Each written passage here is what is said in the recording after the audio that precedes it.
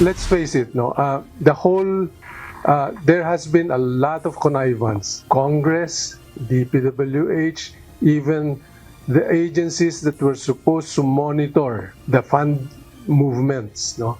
So definitely there was total connivance, and the fact is that congressmen and senators are told by DPWH kung saan distrito sila pwedeng magbaba with SOP. Napakaliwanag nun. Malinaw ang sabwatan ng iba't ibang opisyal ng gobyerno. Ito ang ipinahayag ni former Department of Public Works and Highway Secretary at ngayon Independent Commission for Infrastructure o ICI Commissioner Rogelio Babe Singson. Ayon kay Commissioner Singson, nadiskubre ng ICI sa kanilang investigasyon na mula sa mga mambabatas, DPWH officials at maging ang mga ahensya ng pamahalaan na dapat nagbabantay sa paggamit ng kaban ng bayan ay mayroong koneksyon sa nangyayaring anomalya sa mga proyekto ng gobyerno. Aniya hindi mangyayari ang mga ito kung walang kinalaman o walang pahintulot ng mga nasabing opisyal. There are favorite district offices where they give very high SOPs and maliwanag na yun, no, sa findings ng ICI. So it's a matter of identifying people who were involved in the connivance that really brought this whole government machinery system total breakdown. The process to us, especially coming from DPWH, is already very clear. Without the role of DPWH officials, hindi mangyayari ito. Dagdag pa ni Singson na matagal na ang sistemang ito nasa kalaunan ay tila na perfect na ng mga sangkot sa korupsyon. Because it did not start the last 2 years, it started way back, started in tiny bits in 2018, started to grow. When they perfected the system, it started in tremendous leaps and bounds. Sinabi naman ni Ombudsman Crispin Boying Remulla na kasama sa kanilang iniimbestigahan ngayon si dating DPWH Secretary Manuel Bonoan. Paliwanag ni Ombudsman Remulla, isa sa tinitingnan nilang legal na batayan ay ang gross inexcusable negligence o kapabayaan ng dating kalihim. Some of it can be attributed to gross inexcusable negligence, if I'm not mistaken. Being the Secretary of Public Works, it was his job to make sure that things happen properly.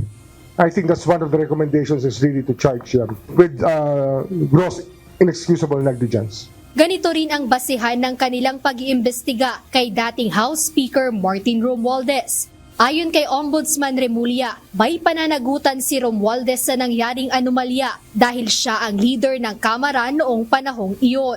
If fingers do not point to the Speaker, former Speaker, as the leader of the House, he was responsible for the appointment of Saldico. Although Saldico was elected on the floor, everybody knows that it was the Speaker's choice. That's why we have to hold him accountable for that. Dagdag ng Ombudsman, si Resign Ako Bicol Party List Representative Zaldico ang umano'y nakikipag-ugnayan sa mga senador kaugnay ng final version ng national budget at kung ano ang plano rito. Samantala, ganito rin ang pinag-aaralan ngayon ng Ombudsman pagdating naman kay former Senate President Francis Chis Escudero. You're the leader of one house, and the other house is led by Senator Chis Escudero as Senate President, and they were able to come up with that budget which included insertions, which included diversions of money from what was supposed to be to what became. So that is, if it's not criminal, then it must be negligence. It must be one of them. It cannot be completely, nobody can be completely blameless for that. Ayon kay Remulla, patuloy ang kanilang investigasyon kaugnay rito. Mayroon din aniya silang mga pahayag na hawak tungkol sa money trail na patungo sa dating Senate President at nariyan na rin ang detalyadong salaysay ng mga pangyayari. Samantala ngayong araw rin ay nagsumite ng panibagong rekomendasyon sa Office of the Ombudsman ang Independent Commission for Infrastructure o ICI. Ayon sa interim report na isinumite nila ICI Chairperson, Retired Justice Andres Reyes, inirekomenda nila na busisiin ang isang proyekto sa Plaridel, Bulacan. Base nila sa report ng Commission on Audit o COA, walang itinayong proyekto sa lokasyon na nakalagay sa approved bid plans.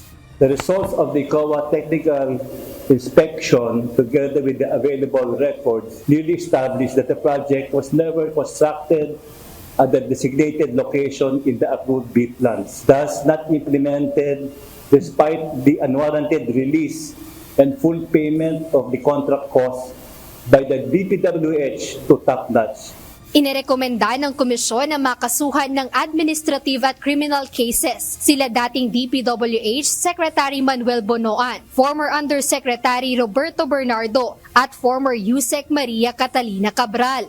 Kasama rin sina dating DPWH, Bulacan 1st District Engineer Henry Alcantara, maging si Assistant District Engineer Bryce Hernandez, Assistant District Engineer JP Mendoza, at si Mr. Yumir Villanueva na presidente ng Top-Notch Catalyst Builders Inc. na siyang kontraktor ng nasabing proyekto.